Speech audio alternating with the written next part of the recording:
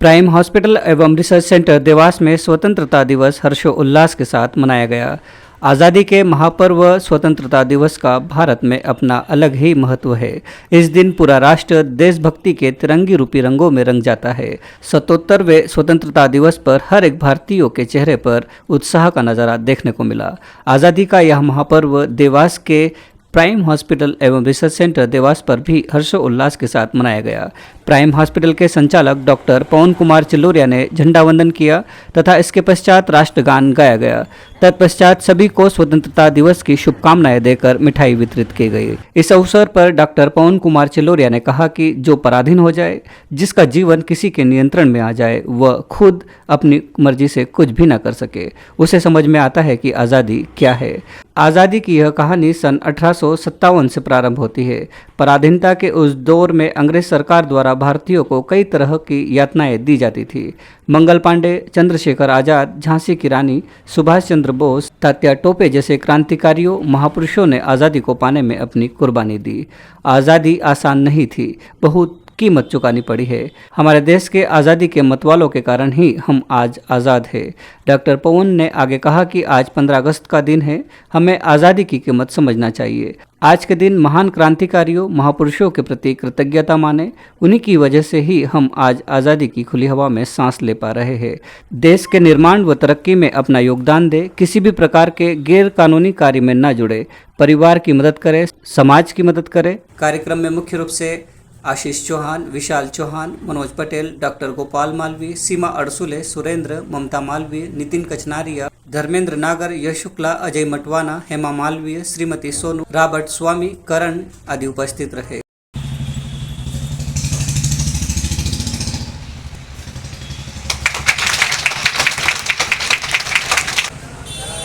गण मन अधिनायक जय हे भारत भाग्य विधाता, पंजाब सिंध गुजरात मराठा, द्राविड़ उच्छल बंगा, विंध्य हिमाचल यमुना गंगा, उच्छल जलधि तरंगा, तव शुभ नामे जागे, तव शुभ आशीष मांगे, गाए तब जय गाथा, जय गण मंगलदायक जय हे भारत भाग्य विधाता, जय हे जय हे जय हे जय जय जय जय हे। भारत माता की जय, भारत माता की जय, भारत माता की जय, वंदे मातरम, वंदे मातरम, वंदे मातरम, इंकलाब जिंदाबाद। बहुत ही खुशी का दिन है। आज राष्ट्रीय पर्व है 15 अगस्त 1947 के दिन हम सभी भारतवासियों को आज़ादी मिली थी। आज़ादी का महत्व क्या है, अभी सुरेश भैया ने बताया है कि जो पराधीन हो जाए, जिसका जीवन नियंत्रण में आ जाए किसी के, और वो खुद अपनी मर्जी से कुछ ना कर सके, उसे समझ में आता है आज़ादी क्या है। अभी तो हम 24 घंटे अपनी मर्जी से उठ रहे हैं, सो रहे हैं, काम कर रहे हैं, हमारी जो मर्जी हम लोग करते हैं। लेकिन अगर हमें कोई बंद कर दे, कैद कर ले, तो हमें पता चलेगा कि आज़ादी क्या होती है, आज़ादी की क्या कीमत है। बात बहुत पुरानी सन 1857 से शुरू होती है, जब हमारे देश पर ब्रिटिश हुकूमत का कानून था, ब्रिटिश राज था, और अंग्रेज सरकार हमारे देशवासियों पर तरह तरह के जुल्म ढाती थी, यातनाएं देती थी, प्रताड़ित करती थी, सजाएं देती थी अलग अलग प्रकार की, जो उनकी बात नहीं मानते थे या जो उनका विरोध करते थे। तो 1857 में ये क्रांति शुरू हुई थी, जब मंगल पांडे ने कहा कि हम जो बंदूक पे सुअरों की चमड़े की गोली पर वो केप लगी होती थी और उसको मुंह से खोलना पड़ता था, तो उन्होंने विरोध किया। 1857 में कानपुर में ये पहला विद्रोह हुआ तो उसे सिपाही विद्रोह भी कहा जाता है, गदर भी कहते हैं। तो तब से आज़ादी के लिए संघर्ष जारी रहा। महारानी लक्ष्मीबाई, तात्या टोपे, मंगल पांडे, ऐसे समय बढ़ता गया और कितने ही हमारे देश के महापुरुष ने अपनी जान न्यौछावर की, अपना बलिदान दिया और आज़ादी की जंग को जारी रखा। जैसे जैसे समय बढ़ता गया तो 1857 से 1947 90 साल लगे जब आज़ादी का संघर्ष शुरू हुआ 1857 से 1947 तक। इस बीच कितने ही महान देशभक्तों ने अपनी जान की कुर्बानी की, अपने प्राणों को न्यौछावर किया। उसमें कई नाम हम लोग तो खैर अभी हमारे सामने महात्मा गांधी जी की फोटो है, उनके पहले भी कितने ही लोगों ने अपनी जानें कुर्बान की। आज़ादी हम लोग आज खड़े हैं, हालांकि उस समय भी हम लोग अपना काम करते थे, लेकिन इसकी कीमत क्या है ये वो लोग ही बता सकते हैं। अगर आप लोगों ने इतिहास पढ़ा हो और आप लोगों ने किताबें पढ़ी हो तो उसमें सब दर्ज है, क्या क्या नहीं हुआ, क्या क्या होता था। भगत सिंह के किस्से हम लोग पहले टीवी पे, दूरदर्शन पे सीरियल भी आता था जिसमें देखते थे कि किस तरह से हमारे देश के महापुरुषों ने, क्रांतिकारियों ने, आज़ादी के मतवालों ने, दीवानों ने कैसे अपनी जान न्यौछावर की और आज़ादी पाने के लिए क्या क्या नहीं किया। कितनी मुश्किल से ये दिन देखने को मिला। 1947 15 अगस्त का जो दिन, कितनी कुर्बानी, कितनी कीमत चुकाने के बाद सबको, पूरे देश को वो नसीब हुआ था। लेकिन दुख की बात ये भी रही कि उसी दिन आज़ादी तो मिल गई लेकिन देश का एक हिस्सा बंटवारा हो गया और पाकिस्तान बन गया। तो जितनी आज़ादी की खुशी थी उतना ही देश को दुख भी था कि हमारा एक हिस्सा आज़ाद अखंड भारत का टूट गया। आज़ादी के कई किस्से हैं कि किस तरह क्रांतिकारियों ने क्या क्या किया। अगर आप किताबें पढ़ेंगे, अभी भास्कर में कुछ दिनों से, हफ्ते भर से कुछ श्रृंखला आ रही थी आज़ादी के दीवानों मतवारों के ऊपर, शौर्य गाथा। उसमें अगर आपने पढ़ा हो तो आज़ादी हमारे देश को 1948 में मिलने वाली थी। 20 जून 1948 की तारीख तय की थी अंग्रेजों ने, हम तब आपको हैंडओवर करेंगे। जब ये तय हो गया 1942 का, जब विश्व युद्ध, दूसरा विश्व युद्ध हुआ, उस समय अंग्रेजों को समझ में आ गया कि अब हम लोग और ज़्यादा दिन तक ये यहाँ पर अपना राज चला नहीं पाएंगे।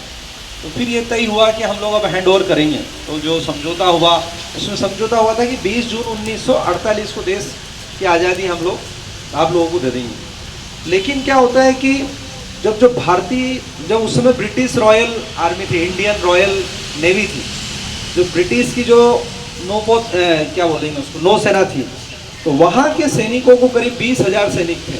उन लोगों जब नाश्ता दिया जाता था, खाना दिया जाता था, तो वो अच्छी क्वालिटी का नहीं देता, वो बिल्कुल ख़राब खाना या नाश्ता। तो वहाँ के जो नौसेना के सैनिकों ने विद्रोह कर दिया। और जब वो वहाँ पे मुंबई में ये घटना शुरू होती है और मुंबई में उन्होंने विद्रोह कर दिया। और वो उस समय टेली कम्युनिकेशन सेंटर था, संचार माध्यम का बड़ा सेंटर था। उन्होंने पूरे देश में, वहाँ से सूचना चले गई, लाहौर एयरपोर्ट, वहाँ बंदरगाह लाहौर के, मुंबई के, और देश में जैसे कलकत्ता है, चेन्नई है, अलग अलग जगह, तो सब जगह लोगों ने हड़ताल कर दी, स्ट्राइक कर दी। फिर मुंबई की आम जनताओं ने भी उनके समर्थन में हड़ताल की।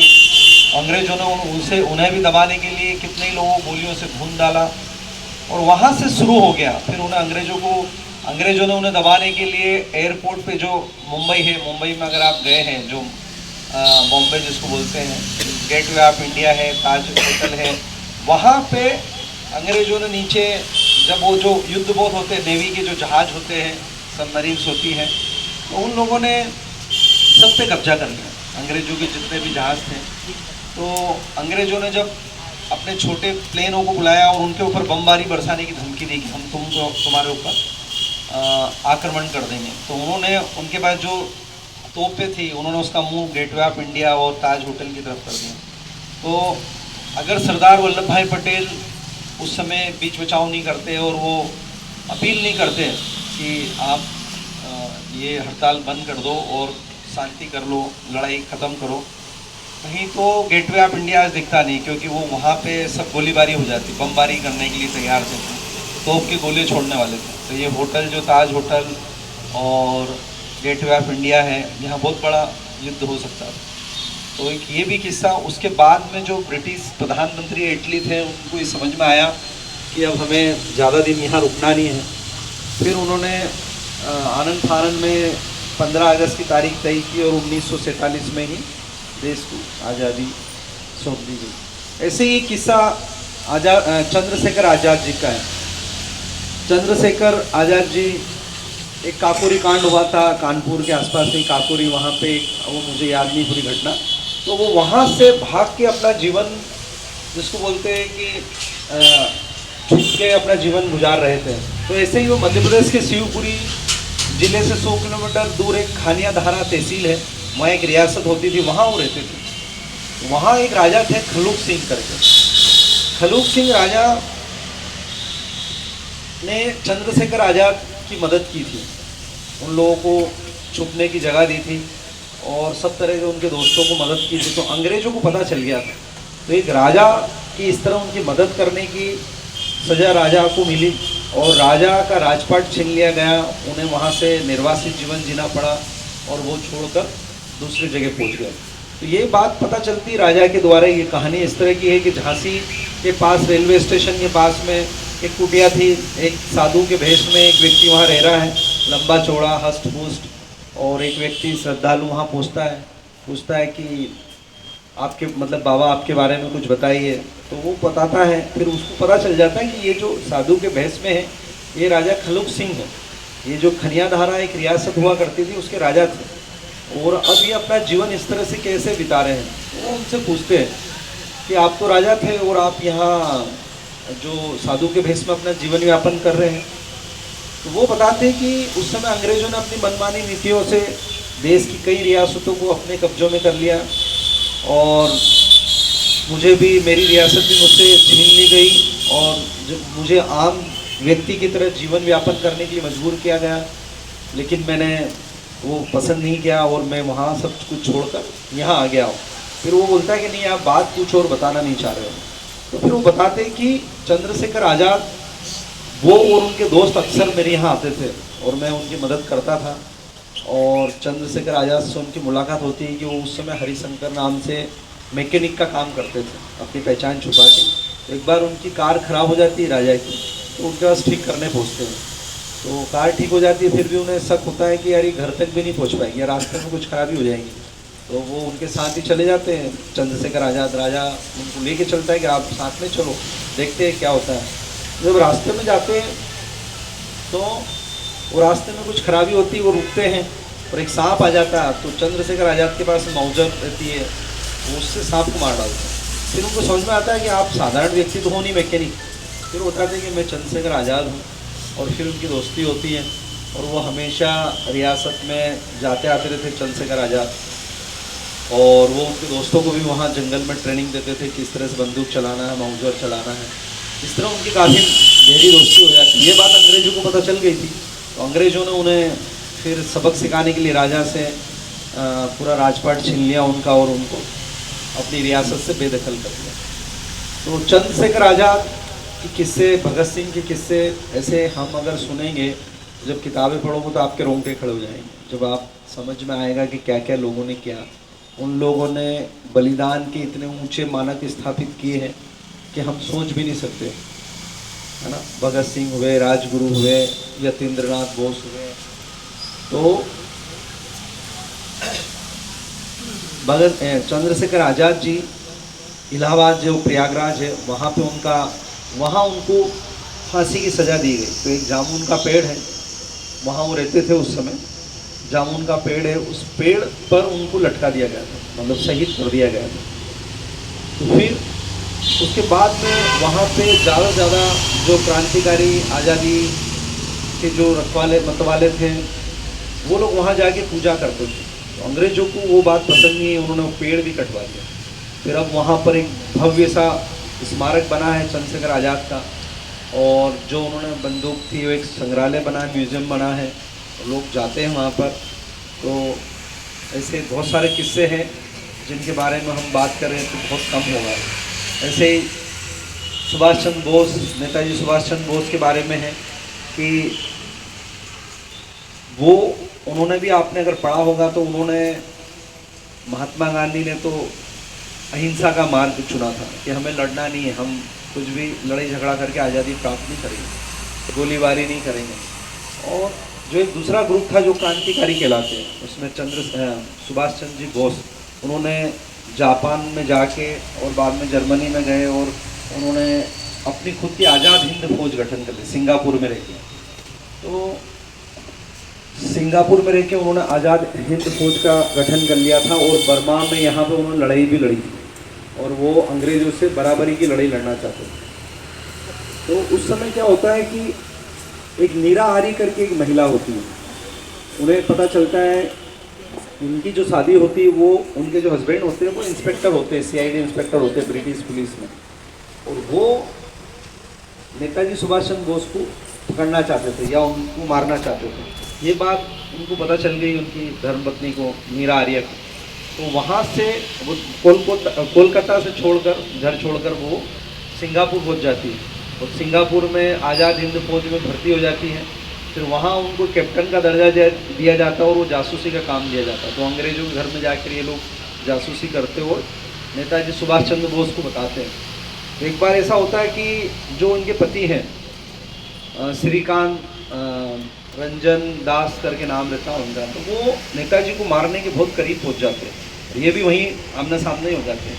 तो ये नेताजी की जान बचाने के ये अपने पति की हत्या कर देते हैं, मतलब इतनी बड़ी बात है। तो ये नेताजी की जान बच जाए इसलिए इनकी हत्या करते हैं, मतलब इन्होंने अपने हस्बैंड को मार दिया। और बाद में जब आज़ाद हिंद फौज ने सरेंडर कर दिया तो इनको भी पकड़ लिया गया, मीरा आर्या को, और इनको जेल में रखा और गरम लोहे से, बोलते गरम औजार से इनकी छाती काट ली थी महिला की, तो इनके ब्रेस्ट दोनों काट दिए थे और इनको बहुत सारी यातनाएं दी गई। और ये पूछा गया कि बताओ कि नेताजी सुभाष चंद्र बोस कहाँ हैं। इन्होंने बोला कि नेताजी की निधन हो गया हवाई यात्रा में, मतलब ये जो हवाई दुर्घटना में उनकी मौत हो चुकी है। तो अंग्रेज मानते नहीं हैं, फिर इनको काला पानी की सज़ा भी दी और ऐसे बहुत सारी बातें हैं। तो कहने का मतलब है कि आज 15 अगस्त का दिन है और हम इस दिन के महत्व को समझे। आज राष्ट्रीय पर्व है, हम लोग बड़ी खुशी से ये सब सेलिब्रेट करते हैं, तो इसका महत्व भी समझे। आज़ादी हमें मिली है, इसकी कीमत हमें समझे और हम भी अपनी जिम्मेदारी निभाएं।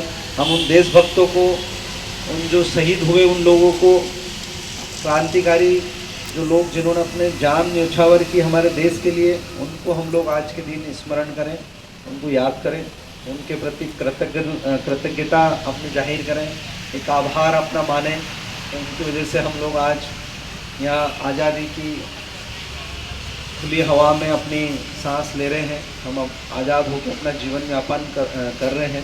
तो उसके लिए कई लोगों ने अपनी जान की कीमत चुकाई है। तो आज का दिन हमें उन लोगों को याद करना चाहिए। हमें एक अच्छा नागरिक बनना है, जिम्मेदार नागरिक बनना है, अपने कर्तव्य का पालन करना है। और हम जहाँ भी हैं, जिस भी जगह है, चाहे हम एक हॉस्पिटल में काम करें तो हमें यहाँ अपनी जिम्मेदारी से काम करना है। हम घर में हैं तो एक अच्छे बेटे की भूमिका में हमें अपना परिवार के प्रति कार्य करना है। अगर पति है तो एक अच्छा पति बन के कार्य करें। आप एक कर्मचारी हैं तो अच्छा कर्मचारी बने, एक देश के अच्छे नागरिक की भूमिका निभाएं, एक समाज में एक अच्छी भूमिका निभाएं, समाज की तरक्की के लिए अपना योगदान दें। आप देश के निर्माण में, देश की तरक्की में किसी भी प्रकार अपने आप को जोड़ें, अपने आप को उपयोगी बनाएं, अपने आप को अनुपयोगी ना बनाएं कि कुछ भी असामाजिक गतिविधि कर रहे हैं, गैर कानूनी कार्यों में लिप्त हैं। कुछ भी काम करें तो बहुत सतर्कता से करें कि आप कुछ भी गलत काम ना करें, गैर कानूनी कार्यों में लिप्त ना हो और आप अपनी भूमिका और अपने आप को महत्वपूर्ण समझें। आप अपने जीवन को ऐसे ही हल्के से ना समझें और इसकी जिम्मेदारी आप लें और जीवन में आगे बढ़े, तरक्की करें, परिवार की मदद करें, समाज की मदद करें, देश की मदद करें। ये आप इस चीज़ को ध्यान रखें और बस मैं इतना ही बोलना चाहता हूँ। जय हिंद, जय भारत। बात सबके हित की, कुछ सस्पेंस, कुछ रोचक, कुछ ज्ञानवर्धक, कुछ उत्साहवर्धक, खबर की खबर, सब कुछ है यहाँ पर। ये सब देखें हमारे YouTube channel media post services पर। अभी सब्सक्राइब करें।